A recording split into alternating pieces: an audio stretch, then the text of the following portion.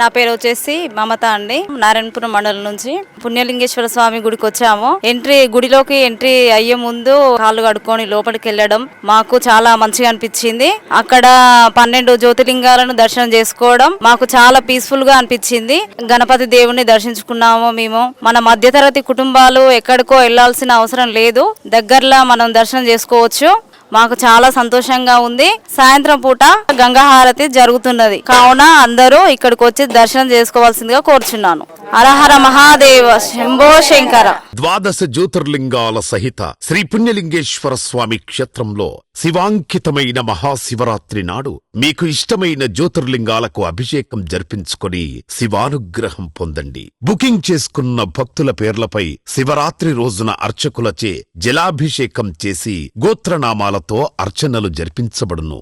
Bookings జరుగుతున్నాయి. ఆలయ website లేదా ఆలయ నంబర్లను సంప్రదించి పేర్లు నమోదు చేసుకోండి.